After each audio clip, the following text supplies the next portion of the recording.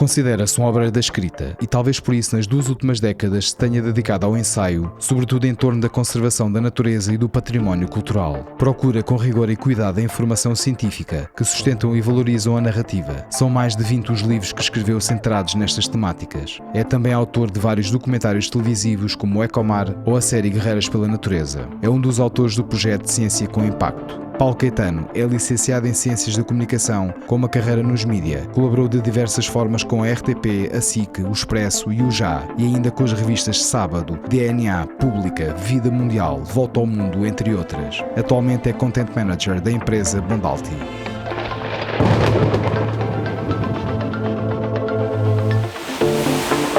ScienceCast. Uma conversa com ciência. Ora, sejam bem-vindos a mais um episódio de ScienceCast. Vamos ter uma conversa com ciência nos próximos minutos. O meu nome é Mónica Ribal e temos connosco Paulo Caetano. Olá, Olá, Paulo. Mónica. Obrigado pelo convite. Obrigada eu por estares aqui connosco. Vamos falar um bocadinho sobre ciência, mas de uma abordagem um pouquinho diferente daquilo que nós temos falado, porque o teu background acaba por não ser... Acaba por ser que ciências da comunicação e não propriamente as ciências naturais, empíricas e humanas, não é? Como é que foste parar do jornalismo, de economia, de sociedade, por aí fora, até ao jornalismo de ambiente e de ciência? Não sei, é uma incógnita para mim, porque eu sou de Lisboa, os meus pais são de Lisboa, eu sou citadino, mas no início da minha carreira jornalística conheci vários amigos, gente próxima, que estavam em biologia e que estudavam animais, os golfinhos do Sado, os lobos, aves de rapina. E eu, no convívio informal, ia sabendo histórias que eu achava giríssimas de poder contar, mas que na verdade não cabiam nos mídias tradicionais e acima de tudo não cabiam no jornal onde eu trabalhava. E então comecei a colaborar com a revista do Expresso nessas áreas. Portanto, comecei a fazer grandes reportagens para a revista do Expresso, primeiro com os golfinhos, depois com os lobos, com o Grupo Lobo, e portanto comecei a contar essas histórias e a partir daí foi um crescendo. Mas pode-se dizer que há mais espaço para secções como a economia, a sociedade entre as relações do que a ciência e o ambiente? É o parente pobre ou estou a ser muito polémica? Não, eu acho que é o parente pobre, acho que tem fases, não é?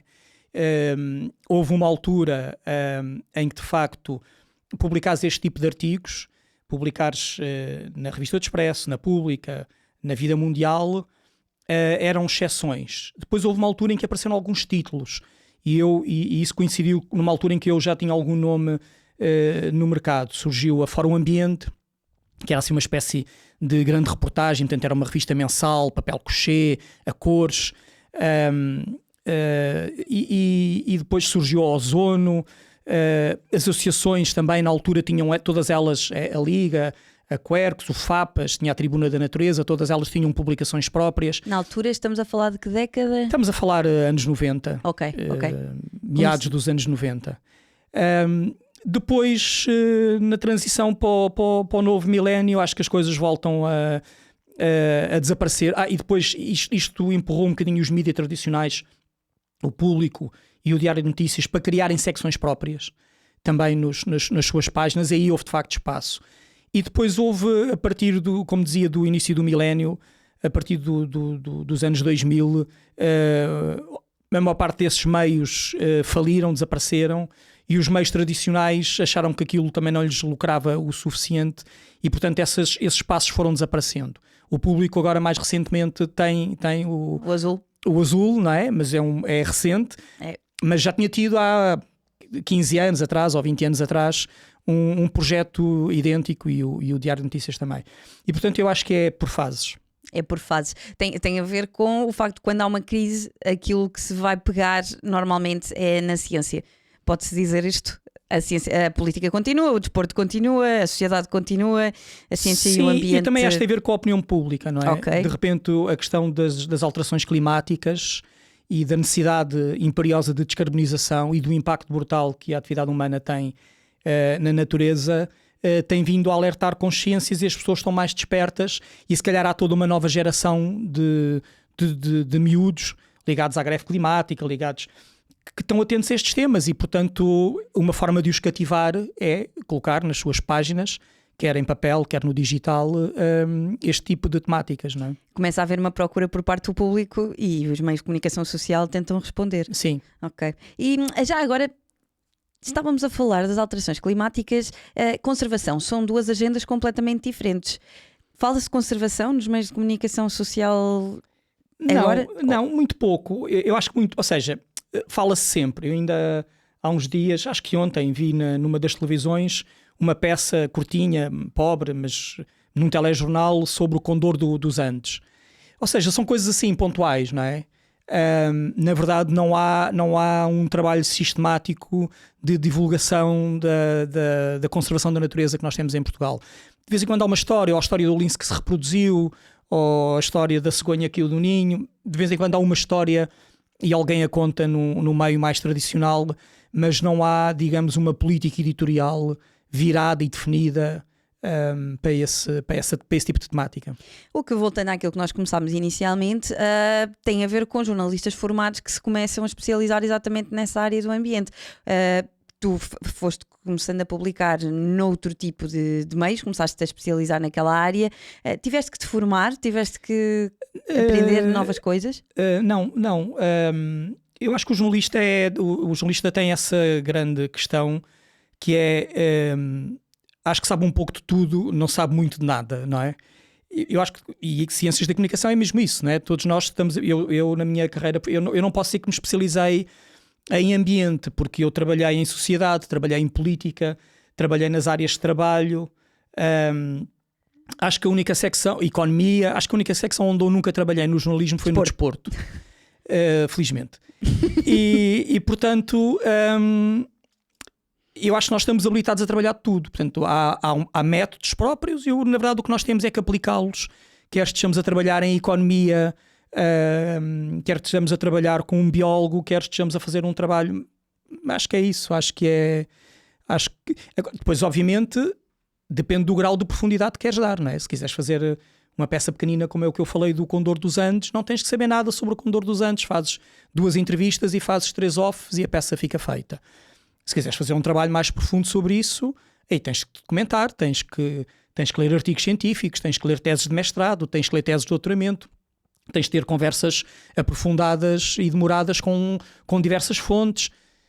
Depende do grau de profundidade que tu queres ter. E eu fiz quer isso que falei inicialmente, a peça básica, a notícia básica, não é? Que é quase uma feature de agência, até trabalhos mais profundos, monográficos, sobre o lince, ou sobre o lobo, ou sobre a águia de Bonelli, não é? E, portanto, fui de um extremo ao outro, digamos assim. Porque começaste, então, no jornalismo normal, digamos assim, sim, de redação. Depois começaste a publicar algumas peças mais especializadas no ambiente e na ciência para publicações, como já falámos aqui, e depois as coisas começaram a rolar nesse sentido. Sim, depois comecei a fazer televisão, porque, entretanto, como eu publicava no Expresso e na Pública, a RTP, a uma altura, que decidi ter um magazine de ambiente, chamado Ambientes, no Canal 2, penso eu. E convidam-me para integrar a equipa. Não, desculpa, esta era de uma produtora. Portanto, há uma produtora que vende um magazine, o Ambientes, à RTP, eu integro a equipa e mais tarde a própria RTP decide ter programas próprios, o 7 Graus Oeste e o Repórteres da Terra, e eu sou também convidado para integrar a equipa. E, portanto, mas no fundo sempre como jornalista, não é? Sim. Ora fazia peças nos jornais, nas revistas em papel, ora fazia peças, neste caso concreto, na RTP. E depois, mais tarde, os livros e os documentários são mais tardios, não é? Sim, porque depois passaste para os documentários e para os livros. Primeiro para os livros. Podes falar um bocadinho sobre isso? Primeiro para os livros. Agora, a história do meu primeiro livro é um bocadinho essa. Eu, na altura, estava a colaborar na Vida Mundial e fazia uma parceria com um fotógrafo, com o Rui Vasco, com quem eu já tinha trabalhado noutras ocasiões e com quem gosto muito de trabalhar, ainda hoje. E nós tínhamos decidido fazer um trabalho sobre as tradições portuguesas que estavam a desaparecer. Sobre aquilo que em Portugal estava a desaparecer, não só as tradições. Havia um peso grande das tradições, mas havia também uma parte de natureza e até uma parte de arqueologia porque isto no tempo coincidiu com as descobertas das gravuras de Foscoa e da polémica se conservamos as gravuras ou se fazemos a barragem. E portanto começámos a fazer algumas reportagens, 2 ou 3, que publicámos na Vida Mundial, e a Vida Mundial, como aconteceu com tantos outros meios de comunicação, fechou. E nós ficámos com o projeto a meio. Nós tínhamos reportagens de norte a sul do país, e então decidimos estruturar isto num livro que se chamou Portugal Ainda, com prefácio do Manel Alegre, e levar a uma editora, a Bizâncio. E a Bizâncio gostou da ideia, não se importou que 2 ou 3, já não me recordo, daqueles capítulos, né, das reportagens transformadas em capítulos, não fossem originais, já tivessem sido publicadas, não fez confusão ao editor, ao Luís Alves, e portanto nós fizemos esse primeiro livro para a Bizâncio, e foi assim que entrei no meio editorial. Depois formei uma editora com amigos meus, gente ligada à publicidade, gente também ligada ao jornalismo, à má criação. Editámos diversos livros, desde novelas gráficas a livros de contos, a romances e álbuns de natureza. E portanto eu comecei a editar continuei a editar livros, mas pela má criação. E então fiz um segundo livro com o Rui Vasco, chamado Da Terra, que tinha que ver no fundo com os produtos tradicionais que não tinham valor, que ninguém queria há uns anos atrás, mas que de alguma forma naquela época estavam a renascer. A amêndoa, a castanha e portanto o linho, coisas que saíam da terra, da nossa terra, e que estavam a ter, digamos, uma nova vida e a ser valorizados como de facto lhes competia. Só ressaltar que nesse aspecto a natureza está lá, a conservação de espécies, enfim, mas começas a fazer trabalho com várias áreas dentro da própria ciência, com antropologia, com não só biólogos, como estávamos a falar há pouco, mas diferentes cientistas de várias áreas, certo? Sim. Ok.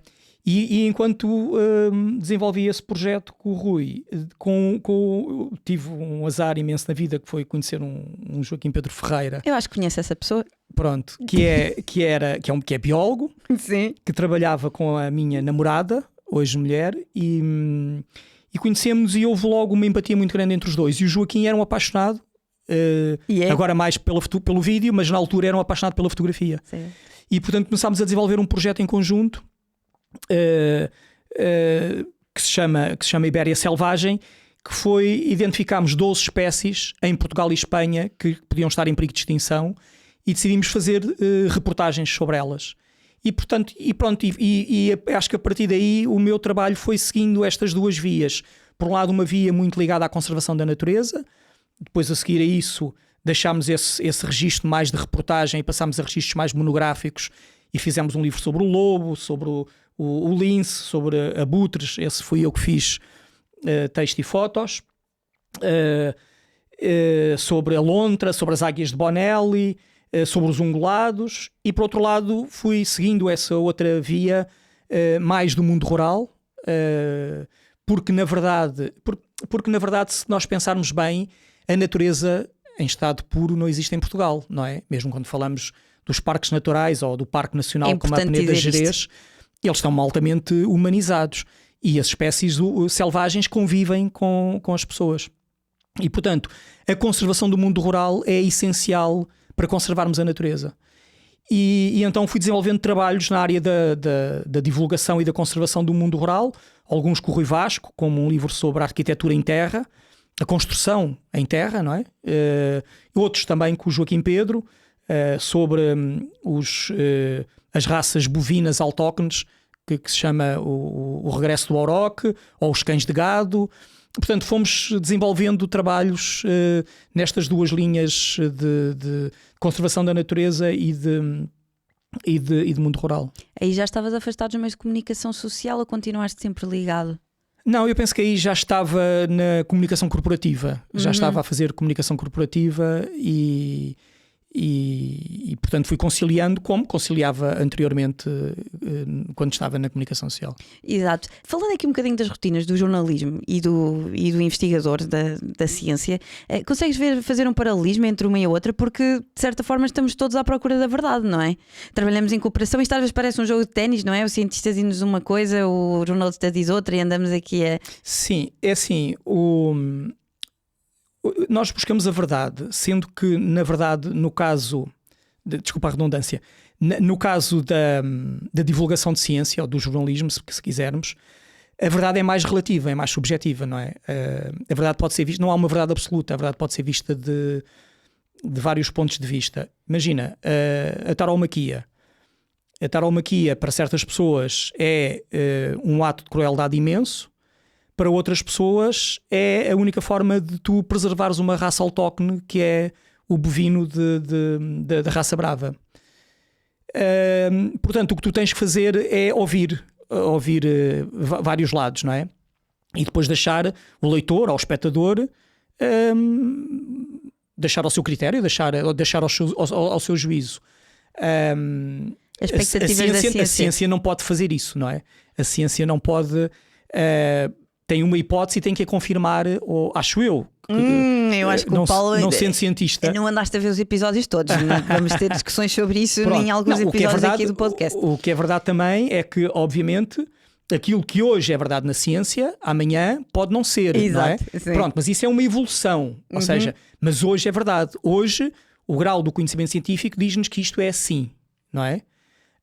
Agora, podem surgir novos factos e nós podemos colocar outras hipóteses em cima da mesa e daqui a um ano chegarmos à conclusão que não é isso, não é? Sim, esse reparo é importante. Importante.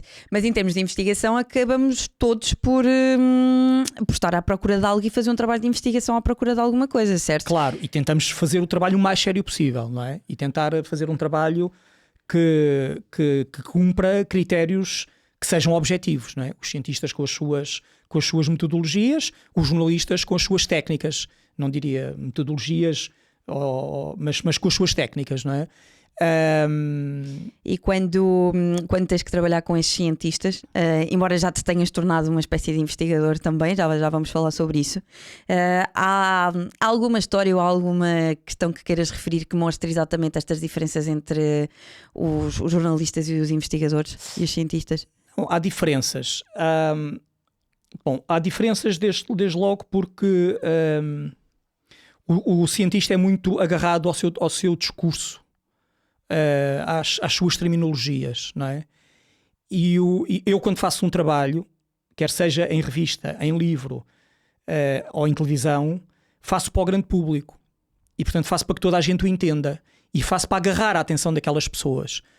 E portanto a forma como eu conto aquela história não é a forma como um cientista escreve um artigo científico, que tem um formato próprio, que tem uma estrutura própria. Eu tenho que agarrar as pessoas de uma forma diferente. Eu sei que se estiver a fazer um documentário, ao fim de um certo tempo eu tenho que dar ali uma volta qualquer para que a pessoa a seguir não se distraia, senão vai fazer a comida ou vai fazer, não é? Ou se está a ler o artigo, que leia até ao fim, idealmente. E portanto, às vezes temos esses interesses diferentes. O cientista acha que aquilo tem que ser formatado de uma determinada forma e eu acho que aquela história tem que ser contada de uma outra forma para ser eficaz, para chegar às pessoas. E depois temos o problema da linguagem, que é da simplificação da linguagem. Eu, quando faço um trabalho para a banca de jornais, para a livraria ou para um canal de televisão, eu faço um canal, como dizia, para ser visto por toda a gente. E o cientista sabe isso, quando está a falar comigo sabe isso, mas na verdade o cientista está acima de tudo a pensar nos seus pares. Os seus pares também vão ler aquele livro ou vão ver aquele documentário. O que é que eles vão dizer se aquilo não estiver rigorosamente certo, rigorosamente afinado? Para ele, aquele não é um produto para o público em geral. É um produto que ele vai ter para e que os seus pares vão ver e que vai estar sobre minúcia, não é? E às vezes há invejas e às vezes há... Portanto, eles não podem dar o flanco e não podem ter ali. E isso às vezes é difícil de gerir, não é? E perde-se muito com isso. Assim, eu tento não perder muito. Eu vou dar um exemplo. Eu fiz um livro chamado Cavalos Selvagens. Sim. Que é um livro sobre as raças de cavalos autóctones da Península Ibérica. Tirando os grandes cavalos, o andaluz e o lusitano, que são animais mais sofisticados e produzidos a posteriori, foi às raças antigas. Em Portugal temos o Garrano, o Sorraia, e depois em Espanha temos uma série de outras. No País Basco temos as Potocas, o Asturcão nas Astúrias, o Marismenho no sul de Espanha. E o livro chama-se Cavalos Selvagens. E isto gerou uma polémica enorme com vários cientistas que eu entrevistei e biólogos que eu entrevistei para este livro, porque para eles aqueles cavalos não são selvagens, são cavalos asilvestrados. Cavalos asilvestrados? Sim, porque o cavalo, na verdade, foi domesticado e aquelas raças de cavalos tornaram-se silvestres, porque são criadas em em pastoreio livre, é o termo técnico, não é? Meu Deus. Portanto, são criados no monte, não são alimentados, não vivem em currais, não é? Vivem em liberdade, são vítimas do lobo, em alguns casos, não é? Portanto, tornaram-se selvagens, constituem manadas, com um garanhão dominante, portanto, são cavalos como nós vemos nos filmes, não é? Sim. São cavalos, mas para o público são cavalos selvagens, não é? Cavalos asilvestrados. E portanto eu não podia pôr como título. É pujante. Não lhe podia chamar os cavalos asilvestrados da Península Ibérica, não é? Isso tem muito mais ar de artigo de paper do que propriamente um livro para a opinião pública. Às vezes era difícil de gerir estes temas, especialmente quando funcionam em título, não é? Em título de artigo, ou em título de capítulo, ou depois no interior às vezes torna-se mais fácil. Agora, depois também tem a ver com o grau de confiança que tu vais tendo. Bom, por um lado, com as fontes que tu escolhes. Há fontes que são muito complicadas, o ideal é evitar essas fontes e encontrar as fontes que sejam mais acessíveis, que tenham discursos mais fáceis, que sejam mais flexíveis, que não tenham essa preocupação constante com o que é que os seus pares vão dizer e que tenham mais essa sensibilidade para a divulgação em geral, não é? Portanto, a procura das fontes é uma procura importante. E depois é o facto de, às tantas, tu já teres feito tantos trabalhos e o teu nome estar tão na praça pública que quando vais ter com uma fonte ela já te conhece o teu trabalho, conhece a qualidade final do trabalho e, portanto, também confia naquilo que vais dizer e que, em alguns casos, vais ter que simplificar, mas que essa simplificação não vai pôr em causa o rigor do trabalho científico que está por trás, não é? Houve algum caso que tu tiveste que tomar uma decisão difícil relativamente ao conteúdo de alguma coisa, em que tu tiveste que escolher entre aquilo que o cientista queria e aquilo que tu achavas que a opinião pública ia gostar? Não, tive um caso extremo que me aconteceu uma vez nestes quase 30 anos de carreira em que eu decidi não usar a informação. Eu estava a fazer um trabalho ainda para revista, o trabalho tinha uma componente de genética e uma componente de etologia, de comportamental, mais bióloga, digamos assim, e a parte genética era tão densa e a pessoa era tão agarrada àquele discurso tão hermético que eu na reportagem que escrevi para a revista não fiz nada sobre genética. Fiz a entrevista, mas não quis aproveitar o material, porque ia ser complicado. Eu não ia conseguir simplificar a ponto que satisfizesse o outro lado. E, portanto, achei que o melhor era não fazer. Mas foi um caso extremo e foi um caso único. É interessante porque os cientistas às vezes também se queixam de que quando dão entrevistas o jornalista depois, quando escreve os artigos ou quando corta os vivos, não é bem aquilo que eles dizem. Eles dizem sempre, isto não foi bem o que eu disse, mas ficou por aí fora. Porque tanto cientistas como os jornalistas temos agendas diferentes. Temos agendas diferentes, não é? Somos condicionados, no caso dos jornalistas ou do caso dos autores, somos condicionados pelo tempo, não é? Pelo tempo, ou pelo espaço disponível da peça, ou pelo tempo que temos para fazer, se for um documentário, pelo tempo de duração. Estamos a fazer uma reportagem de 5 minutos ou um documentário de 50, não é? E, portanto, e pelo espaço físico disponível, se temos 2 páginas de revista, ou temos um capítulo inteiro num livro, ou temos um livro inteiro para fazer, não é? E, portanto, temos agendas diferentes. Mas eu acho que é sempre conciliável e a minha experiência no geral é bastante positiva. Há 30 anos a fazer. Tanto que continuo com fontes e com muitas destas pessoas ganhei amizades, ficámos amigos e continuamos a fazer trabalhos periodicamente. Portanto, é porque... E como É a porque mulher correram bióloga bem. em casa, é porque realmente é possível conjugar uma coisa com a outra. Sim, só que ela, pronto, ela já tem esse vício da simplificação e percebe que se queremos chegar a outras pessoas, porque a questão daqui é que, na verdade, existem vários públicos. É porque quando estamos a falar de divulgação de ciência e quando um cientista está a pensar também que tem que divulgar o seu trabalho, ele tem públicos definidos, tem stakeholders, como hoje em dia se diz, não é? Partes interessadas diferentes, não é? É um nome bonito para dizer. E algumas destas partes interessadas, destes públicos-alvos, são específicos, não é? Não é o meu caso quando eu faço um trabalho. Eu escrevo para o público em geral, não é? Mas eu percebo que, imagina, se eu faço um trabalho sobre recuperação de animais marinhos, as pessoas que trabalham na área da recuperação de animais marinhos, essas pessoas têm públicos-alvos, que são os pescadores profissionais, os pescadores desportivos, as autoridades marítimas, até as pessoas que vão à praia e que podem encontrar uma tartaruga ou um cetáceo arrojado no areal, né? Têm públicos específicos a quem têm que comunicar. Agora, essa não é a minha função, eu não comunico com esses públicos. Esses públicos também podem ler os meus livros ou ver o meu documentário, não é? Mas eu não estou a comunicar especificamente para eles e, portanto, eu não posso entrar no detalhe, não é? Imagina, eu não posso entrar no detalhe do que é que tu deves fazer se vires um golfinho a arrojar na praia, não é? Eu agora quero saber o que é que eu devo fazer. Deves mantê-lo úmido, interagir o menos possível e chamar as autoridades marítimas para ele ser resgatado e ser levado para os sítios. Não é o que a maior parte das pessoas faz, e nós vimos isso constantemente em vídeos do YouTube, que é, encontramos um golfinho e toca de eu empurrar, tentar levá-lo para fora de pé, para ver se ele... Ora, se ele já chegou ali e arrojou, é porque tem um problema grave, vai arrojar 100 metros à frente ou 3 km à frente e se calhar vai morrer sozinho porque vai arrojar num sítio onde ninguém o vai ver, não é?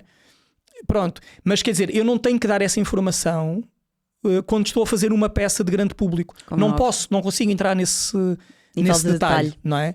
Pronto, portanto, aí tem que haver campanhas próprias dirigidas para aos pescadores. O que é que um pescador deve fazer se um golfinho vier na rede, não é? Pronto, esse tipo de comunicação completamente diferente. Sim, não é? Pronto, não é a minha área, não é a minha praia. Achas que é preciso mais literacia científica ou mais literacia mediática e de comunicação? Eu acho que é preciso mais literacia científica, sem dúvida. Acho que precisamos. Acho que precisamos de a ter nas escolas. Acho que precisamos de ter os cientistas a comunicar mais, portanto, os cientistas já nas universidades e nos seus centros de investigação a comunicar mais. E precisamos ter as autoridades, as FCTs e as autoridades que tratam do tema da ciência em Portugal a comunicar mais. Acho que há muito bons exemplos e acho que temos feito um caminho muito importante na última década ou na última década e meia, mas acho que ainda não é suficiente. E depois acho que temos um outro problema. Acho que temos um problema que é nos meios de comunicação, porque a tua pergunta tinha a ver, não é? Sim, tem a ver com os dois. Tem a ver com o facto de nós...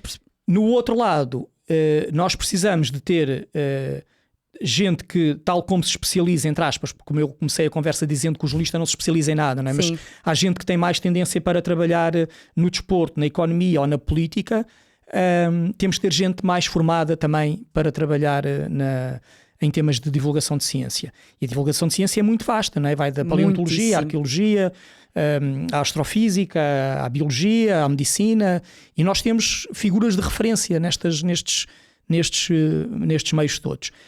E não temos muitos jornalistas especializados, se calhar porque aconteceu aquilo que tu disseste na altura em que estávamos a ter Mas aconteceu uma coisa mais grave do que isso, que é, na verdade, nas redações há muita gente hoje em dia que, apesar de ter título e carteira profissional, não faz jornalismo. Sim. Pronto, isso para mim, que deixei o jornalismo há 17 anos, que deixei as redações há 17 ou 18 anos, é por um lado uma tristeza enorme, mas é um alívio já não estar numa redação. Eu posso partilhar isso também? Estou aqui contigo. Porque eu sinto que muita gente, de facto, não faz sequer jornalismo. Ou seja, aquela coisa básica que eu falava da peça do minuto, da peça que tu tens que fazer no minuto. Não tens que saber muito, tens que fazer 2 entrevistas.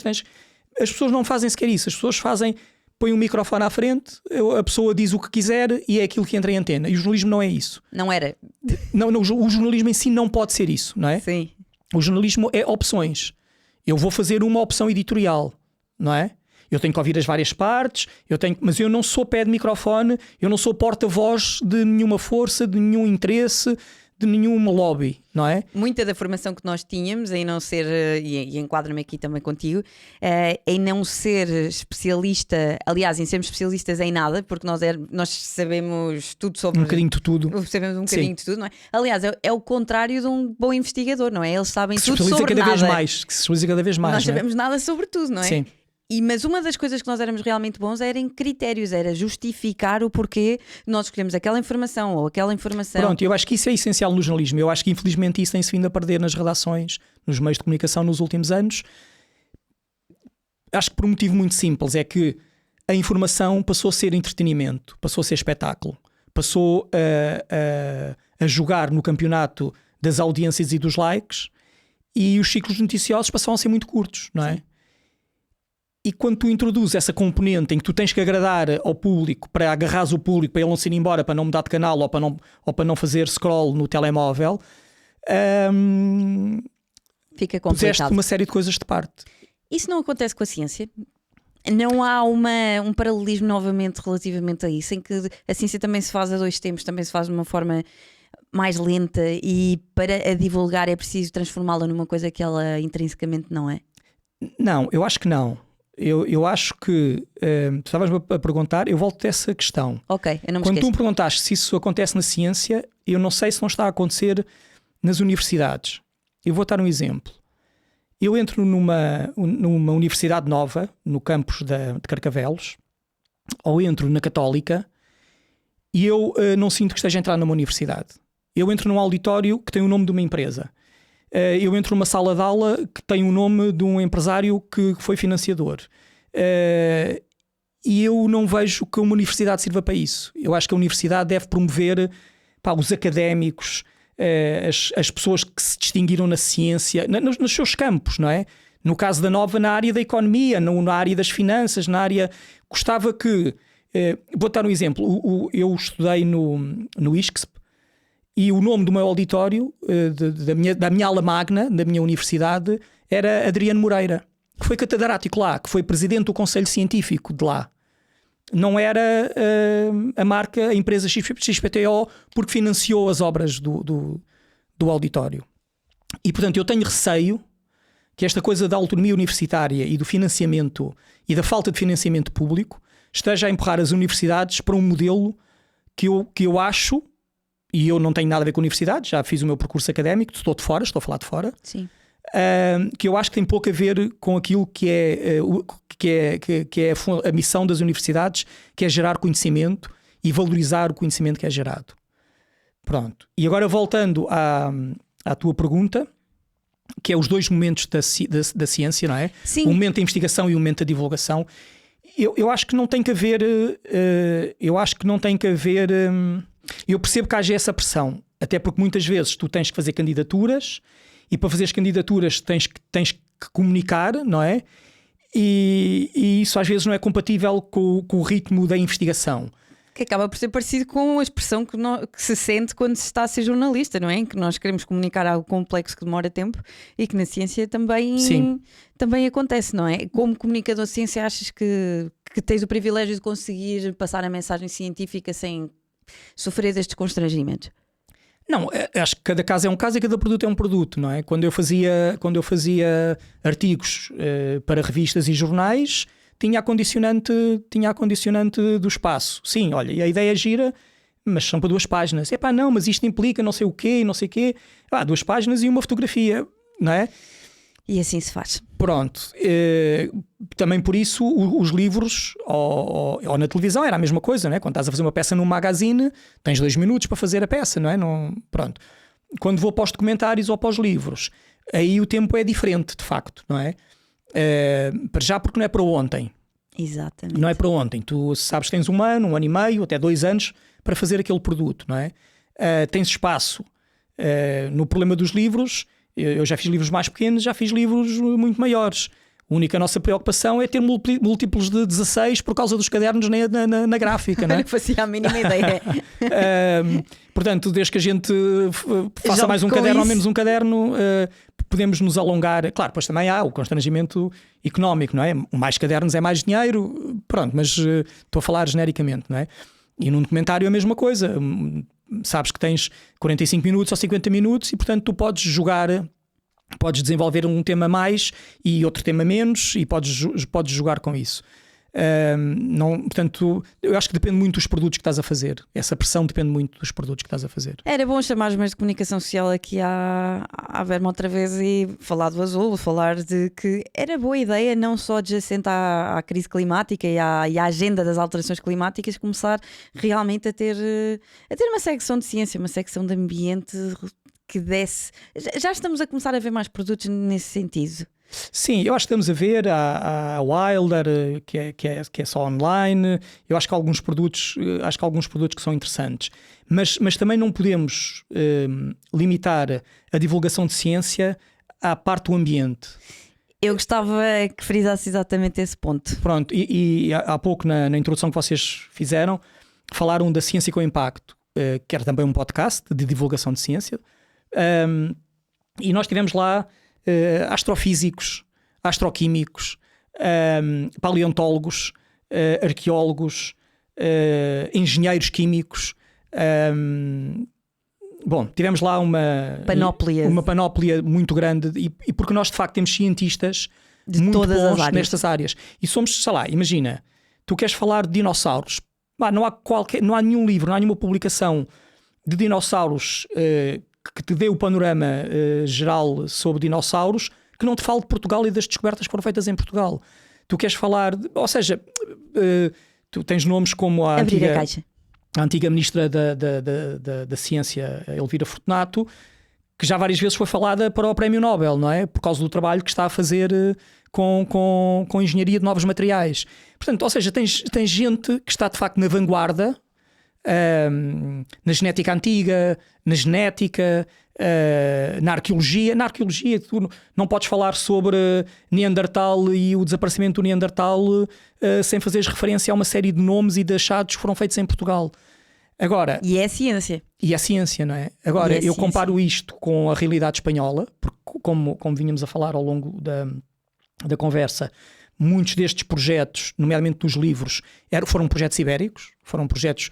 Eu não falei só sobre, por exemplo, o lobo ou o lince. Nós falámos do ponto de vista ibérico, o que é que acontecia em Portugal e Espanha, ou os abutres, quando fiz o livro dos abutres. E portanto, eu conheço também bastante bem, eu diria, a realidade da investigação em Espanha. Trabalho de campo, não deixa. Não, o trabalho de campo e depois a divulgação.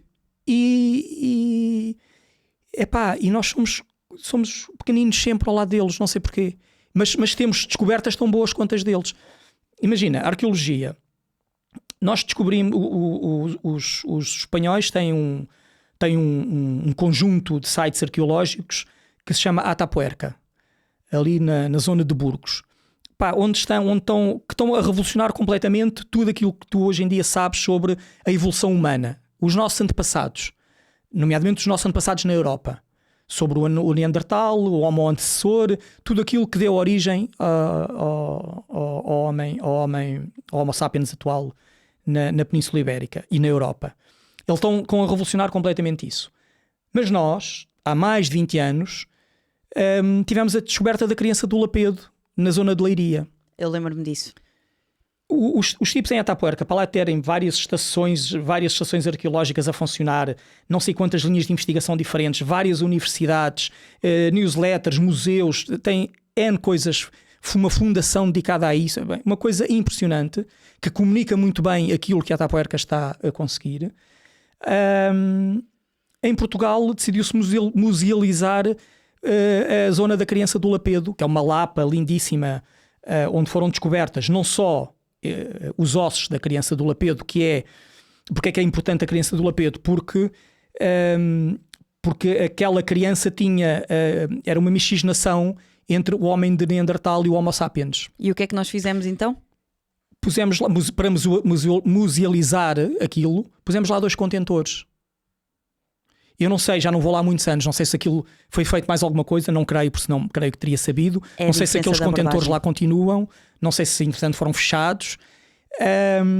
Mas percebes, uma descoberta que o facto desta descoberta ter sido feita pela equipa do João Zilhão fez com que ele fosse chamado para não sei quantos projetos internacionais, porque esta foi a primeira descoberta em que havia hibridação, porque sempre se achou que o homem neandertal se extinguiu e pronto, foi morto, desapareceu.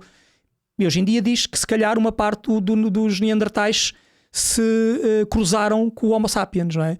E esta foi a primeira prova, mas depois desta, noutros pontos do mundo, foram descobertos, e o João está em todos esses projetos de investigação, é convidado para estar presente por causa da sua experiência, por causa do seu saber. E se calhar tem mais reconhecimento internacional do que se calhar não é? Reconhecimento nacional. As gravuras de Foscoa, não é? Tu o que é que ouves das gravuras de Foscoa?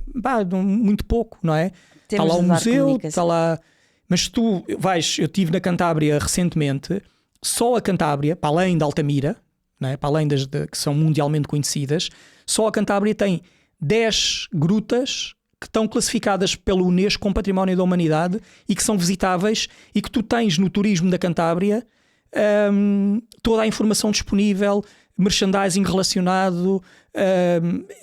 Temos muito trabalho para fazer, não é? Sim. Acho que sim. Temos que aprender a conquistar lá fora. Eu acho que aí há muito trabalho de facto a fazer. Não é? Dar valor àquilo que temos cá dentro e apostar muito. Conteúdo já deu para perceber que temos bastante, portanto vamos lá. Conteúdos, investigadores, bons projetos científicos. Eu acho que isso temos bastante. Acabar com chave de ouro. Sim. Para acabar, que o tempinho já está a escassear. Algo consciência para ti é o quê? É uma pergunta que nós fazemos a todos os convidados. Não sei, eu diria... Não sei, algo consciência... eu acho que a ciência está em tudo, não é? Não... A ciência para ti é espírito crítico? Já tivemos respostas muito, muito diferentes. É método? É verdade? É objetividade? Para mim a ciência é... Eu acho que o ser humano se divide em duas áreas, em duas metades, se quisermos. Sendo que algumas destas se mesclam um bocado, e isso a mim faz-me confusão.